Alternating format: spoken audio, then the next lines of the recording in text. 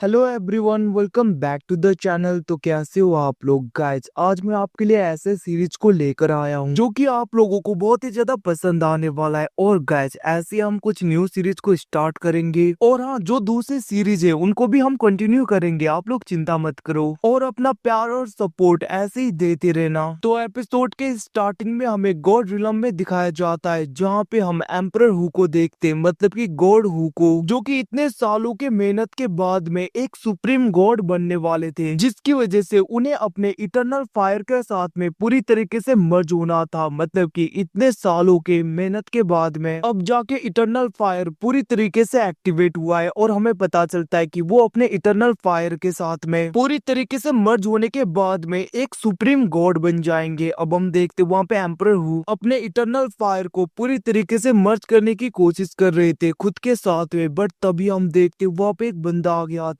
जो कि emperor who के ऊपर अटैक कर देता है, जिसकी वजह से हम देखते वहाँ पे एम्परर हु बहुत ज्यादा इंजर्ड हो गए थे। दूसरी तरफ वो बंदा कहने लगता है कि मुझे पता है तुमने अभी अभी अपने इटरनल फायर को पूरी तरीके से कंडेंस किया है, जिसकी वजह से तुम्हारी स्पिरिचुअल एनर्जी बहुत ही ज्यादा ड्रेन हो गया है, और मुझे नहीं लगता तुम मेरे आगे कुछ अब कर पाओगे। और वैसे भी इतनी आसानी से मैं तुम्हें इटरनल फायर के साथ में कैसे मर्ज होने दे सकता हूँ। उसकी बातें सुन के दूसरी तरफ वहाँ पे एम्परर हु कहने लगता है तुम तो मेरे भाई जैसे हो, आखिरकार तुम मुझे कैसे बिट्रे कर सकते हो। अब ये सब कुछ बातें सुन के दूसरी तरफ वो बंदा कहने लगता है मुझे भी सुप्रीम गॉड बनना है। इतना कहते हुए हम देखते वो बंदा वहाँ पे एम्परर हु के ऊपर अटैक कर देता है, और इन दोनों के दरमियान फाइट चल रहा था। बट हम देखते हैं एम्परर हु वहाँ पे कमजोर पड़ने लगा था। शुरू शुरू में तो वो बहुत ही आसानी से उसे पेल रहे थे, बट हम देखते बाद में एम्परर हु बहुत ही ज्यादा इंजर्ड होने की वजह से अपने पूरे स्ट्रेंथ का यूज नहीं कर पा रहे होते। फिर भी हम देखते वो बहुत ही आसानी से उस बंदे को बहुत ही ज्यादा इंजर्ड कर रहे थे, बट वो बंदा भी बहुत ज्यादा पावरफुल था। उन दोनों की फाइट की वजह से वो दोनों ही बहुत ज्यादा इंजर्ड होकर नीचे गिर जाते हैं। इवन की वहाँ पे तो एम्परर हु अच्छे तरीके से खड़े भी नहीं हो पा रहे थे। वहीं पे दूसरी तरफ हम उस बंदे को देखते जो कि इटरनल फायर की तरफ जा रहा था। वो कहने लगता है एक बार ये इटरनल फायर मेरा हो गया तो मैं डायरेक्टली सुप्रीम गॉड बन जाऊंगा। इतना कहते हुए हम देखते वो बंदा इटरनल फायर की तरफ बढ़ रहा था। तभी वहाँ पे एम्परर हु पीछे से बोलने लगे थे भले ही मैं आज यहाँ पे मर क्यों ना जाऊं, बट तुम जैसे गद्दार के हाथों में कभी भी मैं इटरनल फायर को लगने नहीं दूंगा। इतना कहते हुए हम देखते वो खुद को पूरी तरीके से एक्सप्लोड करने लगते हैं, जिसको देख के वो बंदा कहने लगता है क्या तुम पागल हो गए हो। बट हम देखते वहाँ पे धमाका होता है, जिसकी वजह से वहाँ पे सब कुछ डिस्ट्रॉय हो गया था। बट हमें पता चलता है कि एम्परर हु का जो बचा हुआ सोल था वो डायरेक्टली इटरनल फायर के साथ में मर्ज हो जाता है, जिसके बाद में उनके सोल को रीबर्थ होने में 10,000 साल लग जाते हैं। जिसके बाद में उनका सोल का रीबर्थ हो जाता है और उनकी सोल बॉडी पूरी तरीके से एक्टिवेट हो गया था। बट अब उन्हें यहाँ पे एक बॉडी की जरूरत पड़ती है, जिसकी वजह से हम देखते वो मोर्टल रिलम में चले गए थे ताकि उन्हें एक सुइटेबल बॉडी मिल सके। वहीं पे दूसरी तरफ हम एक बंदे को देखते जिसके सामने क्वीन फेंग होता है, और हम देखते वो बंदा वहाँ पे क्वीन फेंग को बहुत ही ज्यादा मार रहा था। वो कहने लगता है मेरे सिस्टर के आसपास भी भटकना मत। उसकी बातें सुन के दूसरी तरफ क्वीन फेंग कहने लगता है जो कुछ भी हो वो मेरे फियोंसे, तो यहाँ पे क्या करना है क्या नहीं करना तुम्हें मुझे नहीं बताना चाहिए। उसकी बातें सुन के हम देखते दूसरी तरफ वो बंदा कहने लगा था तुम्हें मैं बता दूं मेरी सिस्टर ग्लेशियर वैली की एक डिसाइपल है, और तुम्हें लगता है तुम जैसे वेस्ट को मेरी सिस्टर देखेगी। इतना ही नहीं, तुम्हारी तो औकात भी नहीं उनके आगे आने की। इतना कहते हुए हम देखते वो बंदा वहाँ पे क्वीन फेंग को मारते हुए पीछे कर देता है, जिसकी वजह से वो वहाँ पे बहुत ही ज्यादा इंजर्ड हो गया था। इतना ही नहीं, वो तो अच्छी तरीके से खड़ा भी नहीं हो पा रहा था। वहीं पे दूसरी तरफ हम एम्परर हु के सोल को देखते जो कि ये सब कुछ देख रहे थे, और वो कहने लगता है सच में इस बच्चे का तो किस्मत ही खराब है। वैसे भी बेचारा, मैं क्या कर सकता हूँ, कोई बात नहीं। और हम देखते वो वहाँ पे उस बंदे की तरफ देखने लगा था, मतलब कि जिसने यहाँ पे क्वीन फेंग को बहुत ही ज्यादा इंजर्ड करके फेंक दिया था। वो उसकी तरफ देखते हुए कहने लगता है सच में अगर मैंने इसके बॉडी को कंट्रोल कर लिया तो मेरे लिए अच्छा होगा। वैसे भी इसे देख के ऐसा लग रहा है ये बहुत ही ज्यादा रईस खानदान से बिलोंग करता होगा। वैसे भी अब तो मैं यहाँ पे मोटर रिलम में आ चुका हूँ, तो मुझे अच्छी सी बॉडी और बैकग्राउंड जिसका अच्छा है उसको ही चूज करना चाहिए, जिसकी वजह से मुझे ज्यादा मेहनत भी ना करनी पड़े, मैं बहुत ही आसानी से सब कुछ कर पाऊँ। वैसे भी इस बंदे को देख के ऐसा लग रहा है कि ये बहुत ही ज्यादा अमीर होगा और ये बहुत ज्यादा पावरफुल भी। इतना कहते हुए हम देखते वो वहाँ पे उस बंदे के बॉडी को कंट्रोल करने के लिए उसके पास में जाने लगा था, बट वहाँ पे वो बंदा इधर उधर जा रहा था, जिसकी वजह से एम्परर हु उसके बॉडी के ऊपर कंट्रोल नहीं कर पा रहे थे। वहीं पे दूसरी तरफ हम देखते वो बंदा क्वीन फेंग की तरफ जाते हुए कहने लगता है क्या ये सच में मर गया, और वो वहाँ पे उसे चेक करने की कोशिश करने लगा था। एम्परर हु बहुत ही ज्यादा ट्राई करने लगते हैं ताकि वो यहाँ पे उसके बॉडी को कंट्रोल कर पाए, बट हम देखते वो बंदा कभी इधर कभी उधर कर रहा था, जिसकी वजह से वो अच्छी तरीके से उसके बॉडी के ऊपर फोकस नहीं कर पा रहे थे। वहीं पे दूसरी तरफ हम उस बंदे को देखते जो वहाँ पे क्वीन फेंग की ऐसी हालत देख के कहने लगता है ऐसा लग रहा है ये खत्म हो चुका है, क्योंकि इसकी तो सांसें भी नहीं चल रही और इसका ब्रीथ भी नहीं है, इसका मतलब है खत्म हो गया। ये सब कुछ वो वहाँ पे चेक कर रहा था। दूसरी तरफ एम्पर हु कहने लगते है आखिरी बार, इस बार तो मैं इसके बॉडी को कंट्रोल कर ही लूंगा। इतना कहते हुए वो वहाँ पे स्पीड में आगे की तरफ बढ़ता है, बट हम देखते वो बंदा वहाँ से उठ के चला गया था और वहाँ पे एम्पर हु गलती से क्वीन फेंग के बॉडी के अंदर चले गए थे। तो मैं बता दूं क्वीन फेंग ऑलरेडी मर चुका है, तो इसीलिए यहाँ पे एम्पर हु का सोल इतनी आसानी से इतनी जल्दी से एब्जॉर्ब हो गया क्वीन फेंग के बॉडी के अंदर। और गाइस अब यहाँ पे एम्पर हु और क्वीन फेंग एक ही है, तो हम इसे क्वीन फेंग ही बोलेंगे। हम देखते वहाँ पे क्वीन फेंग कहने लगा था यही बॉडी मिल गई कोई बात नहीं। दूसरी तरफ हम देखते वहाँ पे क्वीन यिंग आ गई थी जो कि क्वीन फेंग की कजन होती है, मतलब कि क्वीन फैमिली की एक एडॉप्टेड डॉटर। हम देखते वो वहाँ पे क्वीन फेंग की ऐसी हालत देख के बहुत ज्यादा परेशान होते हुए उसका नाम लेते हुए आगे की तरफ दौड़ते हुए बढ़ने लगते हैं, बट हम देखते हैं वो बंदा फिर से वहाँ पे उसके हाथ को पकड़ते हुए उसे रोक लेता है। वो बंदा कहने लगा था वैसे भी तुम तो क्वीन फैमिली की एक एडॉप्टेड डॉटर हो ना, तो आखिरकार क्वीन फेंग की इतनी ज्यादा चिंता क्यों करती हो, मत जाओ मेरे पास रहो। इतना कहते हुए हम देखते हैं वो बंदा वहाँ पे क्वीन यिंग के साथ में बहुत ही ज्यादा बदतमीजी कर रहा था। दूसरी तरफ तभी वहाँ पे क्वीन फेंग की आंखें खुल जाती है। तो मैं बता दूं अब ये यहाँ पे क्वीन फेंग नहीं है, मतलब कि ये एम्परर हुए, उनका सोल इसके बॉडी के अंदर चला गया है। तो हम देखते हैं अब यहाँ पे क्वीन फेंग की आंखें खुलती है और वो वहाँ पे बहुत ज्यादा गुस्सा हो रहा था। वहीं पे दूसरी तरफ हम उस बंदे को देखते हैं जो कि क्वीन यिंग को किस करने के लिए आगे बढ़ने लगता है, बट बीच में वहाँ पे क्वीन फेंग आ गया था। उसके पेट को वो किस करने लगता है, वो कहने लगता है मिस तुम्हारे गाल इतने ज्यादा रफ कैसे हो गए। अब वो जैसे वहाँ पे अपने आंखें खोलता है क्वीन फेंग को देख के शॉक हो गया था। वो लोग कहने लगते हैं क्या तुम अभी भी जिंदा हो, ये सब कुछ कहते हुए वहाँ पे वो बंदा घबराने लगा था। बट हम देख के क्वीन फेंग कहने लगता है तुम मेरे साले हो ना, तो तुम्हारी इतनी हिम्मत तुम अपने जीजा को मारने की कोशिश करो। वही पे दूसरी तरफ क्वीन फेंग सोचने लगता है सोचा था इसकी बॉडी को लूंगा, बट इस बेवकूफ ने सब कुछ गड़बड़ कर दिया। कोई बात नहीं क्वीन फेंग की ही बॉडी से काम चलाऊंगा। इतना कहते हुए हम देखते वो वहाँ पे बहुत ही ज्यादा गुस्से में उस बंदे को पीट रहा था, जिसकी वजह से हम देखते उसे बहुत ज्यादा पेन होने लगता है। क्वीन फेंग बहुत ही ज्यादा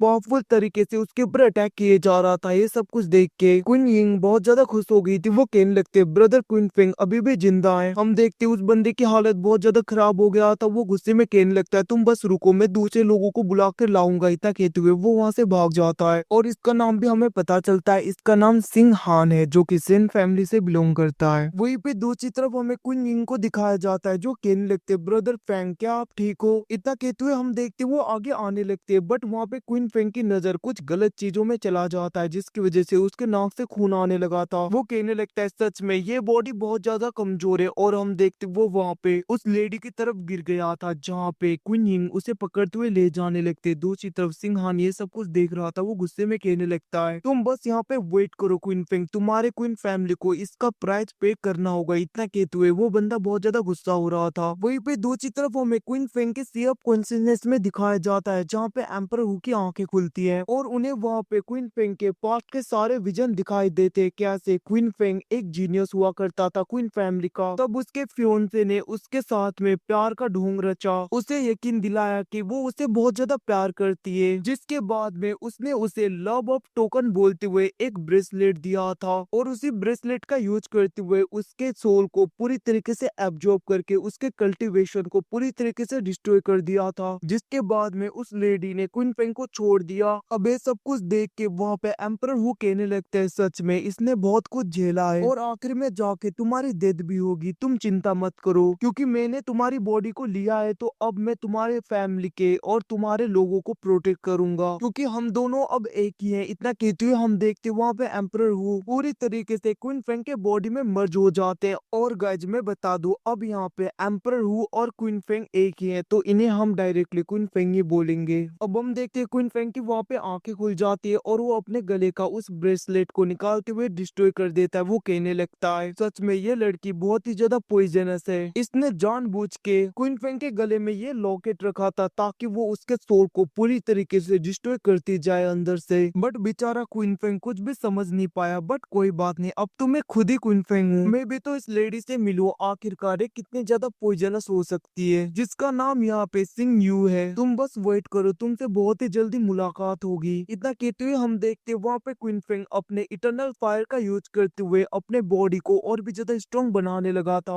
वो कहने लगता है सच में ये बॉडी बहुत ही ज्यादा कमजोर है। हम देखते वहाँ पे क्वीन फेंग कहने लगता है मुझे अपने रिलम को, अपने पावर को चेक कर लेना चाहिए। इतना कहते हुए वो वहाँ पे उस पैगोडा को बाहर निकालता है, जिसमें उसे उसके करंट स्ट्रेंथ के बारे में पता चलता। अब हम देखते वो वहाँ पे अपने एनर्जी का यूज करता है, जिसकी वजह से वो ग्लो होते हुए ऊपर की तरफ जाने लगता है। बट हम देखते एकदम से वो नीचे आ गया था, जिसको देख के क्वीन फेंग गुस्से में कहने लगता है ये बॉडी बहुत ज्यादा कमजोर है। मैं तो अभी बस यहाँ पे इनट रिलम में हूँ, मतलब कि सबसे ज्यादा बेसिक रिलम इतने हजार सालों तक मैंने कल्टीवेट किया। देखो आखिर में जाकर मेरी स्ट्रेंथ क्या से क्या हो गया। इतना कहते हुए वो वहाँ पे गुस्से में चिल्ला रहा था। तभी हम देखते वहाँ पे क्वीन यिंग आ गई थी, जो कहने लगते ब्रदर क्वीन फेंग क्या आप ठीक हो। हम देखते जैसे उसकी नजर क्वीन फेंग पे जाती है वो वहाँ पे शर्मा गई थी। वो कहने लगते ब्रदर ये आप क्या कर रहे हो। इतना कहते हुए वो वहाँ पे चिल्लाने लगी थी। अब हम कुछ टाइम बाद का सीन देखते जहाँ पे क्वीन यिंग कहने लगते है ब्रदर हमारे फैमिली के पास में सेन फैमिली की सिन्यू आई है, जो कि ग्लेशियर वैली के कुछ गार्ड्स के साथ में आई है। अब इन सब के बारे में पता चलते वहाँ पे क्वीन फेंग कहने लगता है ओ तो अब उससे मिलने का वक्त आ गया। भले ही मेरी स्ट्रेंथ पहले जैसा नहीं है बट इतना काफी है उन लोगों को हैंडल करने के लिए। वहीं पे दूसरी तरफ हम देखते ग्लेशियर वैली के उस बंदे ने क्वीन फैमिली के हेड को बहुत ज्यादा इंजोर कर दिया था। वहीं पे सिन्यू कहने लगते है तुम्हारे पास में जो भी मैरिज प्रपोजल का डॉक्यूमेंट है वो हमारे हवाले कर दो। उसकी बातें सुन के वहाँ पे क्वीन फैमिली का हेड कहने लगता है क्वीन फेंग के साथ में शादी करने के लिए पहले हम सब लोग तैयार थे, अब जब यहाँ पे क्वीन फेंग की कल्टीवेशन पूरी तरीके से डिस्ट्रॉय हो गया है तो तुम यहाँ पे मैरिज प्रपोजल को पूरी तरीके से कैंसिल करना चाहती हो। सिन्यू कहने लगते मैं वैसे बता दूं अब यहाँ पे क्वीन फैमिली की इतनी औकात नहीं कि वो यहाँ पे सेन फैमिली को कुछ भी बोल पाए, मतलब कि उसके आगे भी खड़े हो पाए। इसके बारे में सुन के वहाँ पे क्वीन फैमिली का हेड बहुत ज्यादा गुस्से में अटैक करने के लिए आगे बढ़ता है। बट हम देखते ग्लेशियर वैली का वो बंदा क्वीन फैमिली के हेड को पीछे कर देता है। सिन्यू भी कहने लगती है अब मैं ग्लेशियर वैली की एक डिसेबल बन चुकी हूँ, तो क्वीन फेंग और मेरे बीच में कोई भी कंपैरिजन नहीं है, उससे मैं कितनी ज्यादा आगे हूँ। वहीं पे दूसरी तरफ हम देखते हैं सेन फैमिली का वो बंदा। तो गाइस थोड़ी सी गलती होगी, ये यहाँ पे ग्लेशियर वैली का बंदा नहीं सेन फैमिली के बंदे हैं। हम देखते हैं सेन फैमिली का बंदा क्वीन फैमिली के पैट्रियार्च के ऊपर अटैक कर रहा था, बहुत ही आसानी से उसे टक्कर दे रहा था, जिसको देखकर लोग बातें करने लगते हैं, मतलब कि कुछ लोग छिप के देख रहे थे। वो लोग कहने लगते हैं सच में सेन फैमिली के ऑर्डिनरी गार्ड भी बहुत ज्यादा पावरफुल है, ऐसा लग रहा है ग्लेशियर वैली की वजह से इन लोगों को बहुत ही ज्यादा बूस्ट अप मिला है, बहुत ज्यादा फायदा हुआ है। दूसरी तरफ हम देखते वहाँ पे क्वीन फैमिली के लीडर बहुत ही ज्यादा इंजर्ड होते हुए पीछे हो गए थे, जिसको देख के दूसरे गार्ड्स बहुत ज्यादा गुस्सा होकर उस बंदे के ऊपर अटैक करते। बट हम देखते वो बंदा बहुत ही आसानी से उनको भी पीछे कर देता है। दूसरी तरफ सिन्यू कहने लगते जल्दी से मैरिज प्रपोजल का वो लेटर, वो डॉक्यूमेंट मेरे हवाले कर दो, मैं तुम्हें जाने दूंगी। बट हम देखते वहाँ पे क्वीन फेंग के फादर नहीं मानते, जिसको देख के सेन फैमिली के गार्ड्स उसके ऊपर अटैक करने के लिए बढ़ने लगते। तभी हम देखते क्वीन फेंग अपने पॉ का यूज करते हुए उन्हें पूरी तरीके से इंजॉय कर देता है। वो कहने लगता है किसी के अंदर इतनी हिम्मत मेरे फादर को टच भी करे। अब उसकी बातें सुन के दूसरी तरफ हम देखते वहाँ पे सिन्यू सोचने लगती है आखिरकार इसकी सोल एनर्जी कैसे रिकवर हो गया, इसके तो कल्टीवेशन को मैंने डिस्ट्रॉय कर दिया था। दूसरी तरफ उस बंदे को देखते जो वहाँ पे गुस्से में क्वीन फेंग के ऊपर अटैक करता है। बट हम देखते क्वीन फेंग वहाँ पे एक लकड़ी को पकड़ते हुए बहुत ही आसानी से उसे इंजर करते हुए पीछे कर देता है। वो कहने लगता है तुम इतने ज्यादा कमजोर हो और तुम्हें लगता है कि तुम सबसे ज्यादा पावरफुल हो। इतना कहते हुए हम देखते क्वीन फेंग वहाँ पे उसे बहुत ही ज्यादा मारने लगता है, बहुत ही ज्यादा पीटने लगता है, बहुत ज्यादा पावरफुल अटैक करके उसे वो पीछे कर देता है, जिसकी वजह से हम देखते वो बंदा दूर जाके गिरता है। ये सब कुछ देख के वहाँ पे सिन्यू शॉक हो गई थी। वो कहने लगते आखिरकार ऐसा कैसे हो गया, और वो गुस्से में अपने गार्ड को क्वीन फेंग को मारने के लिए बोलती है। बट हम देखते क्वीन फेंग बहुत ही आसानी से उन सब गार्ड को पीट रहा था। ये सब कुछ देख के दूसरे लोग वहाँ पे बातें करने लगते हैं, सच में ऐसा लग रहा है आज क्वीन फेंग कुछ अलग सा है। दूसरी तरफ हम क्वीन फेंग को देखते जो अपने फायर एनर्जी का यूज करते हुए उन सबको खत्म कर रहा था, और वो वहाँ पे सिन्यू के आगे आ गया था, जिसको देख के सिन्यू कहने लगती है तुम मुझे कुछ नहीं कर सकते, वैसे भी मैं ग्लेशियर वैली की डिसाइपल हूँ। बट हम देखते क्वीन फेंग को फर्क नहीं पड़ता, वो उसके पेट में एक मुक्का मारता है, जिसकी वजह से वो दूर हो गई थी। और हम देखते क्वीन फेंग उसके ऊपर अटैक करने के लिए बढ़ता है, बट हम देखते वो रुक जाता है। वो सोचने लगता है अभी तक ये अपने इविल स्किल्स का यूज नहीं कर रही, आखिरकार ऐसा क्यों। तभी हम देखते वहाँ पे सिन्यू नाटक करने लगी थी। वो कहने लगते ब्रदर क्वीन फेंग मैं आपको बहुत ज्यादा प्यार करती हूँ, आप मुझे से हर्ट मत करो। अब उसकी बातें सुन के वहाँ पे क्वीन फेंग भी नाटक करने लगता है। वो कहने लगता है मुझे पता था तुम बुरी इंसान नहीं हो मेरी जान। वहीं पे दूसरी तरफ सिन्यू सोचने लगती है ऐसा लग रहा है इसका सोल फिर से रिबोर्न हो सकता है। ये तो बहुत ही ज्यादा एक्स्ट्रा ऑर्डिनरी है। इसके सोल को मुझे एब्जॉर्ब करना पड़ेगा जिसकी वजह से मेरी स्ट्रेंथ बढ़ जाएगी। और वो वहाँ पे खुश हो रही थी। दूसरी तरफ वहाँ पे क्वीन फेंग कहने लगता है मेरी जान मुझे पता है तुम बुरी इंसान नहीं हो बट तुम बहुत ज्यादा गिरी हुई इंसान हो। इतना कहते हुए क्वीन फेंग उसे वहाँ पे थप्पड़ मारते हुए दूर कर देता है जिसको देख के वो लेडी बहुत ज्यादा गुस्सा हो रही थी। बट हम देखते हैं क्वीन फेंग कहने लगता है मैं चाहूँ तो मैं तुम्हें मार सकता हूँ बट मैं तुम्हें ऐसे जाने दे रहा हूँ ये बात याद रखना। चली जाओ यहाँ से। हम देखते सिन यून वहाँ से जाने लगी थी। दूसरी तरफ क्वीन फेंग सोचने लगता है मुझे जैसे भी करके इसे फोर्स करना होगा ताकि वो उस ईविल पेंडेंट का यूज करे और मुझे उसके बारे में और पता चल सके। तभी हम देखते वहाँ पे क्वीन फेंग सिंग यू को रोकता है और वो कहने लगा था सिंग यू तुम यहाँ पे इसी मैरिज प्रपोजल के डॉक्यूमेंट को लेने के लिए आई थी ना, इसको लेकर वापस जाओ। उसकी बातें सुन के वहाँ पे सिंग यू पीछे की तरफ देखती है और गाइस एपिसोड खत्म होता है। Thanks for watching. Bye bye. कैसा लगा नीचे कमेंट में बता देना। तो मिलते हैं अगले एपिसोड में, तब तक के लिए अपना ख्याल रखना।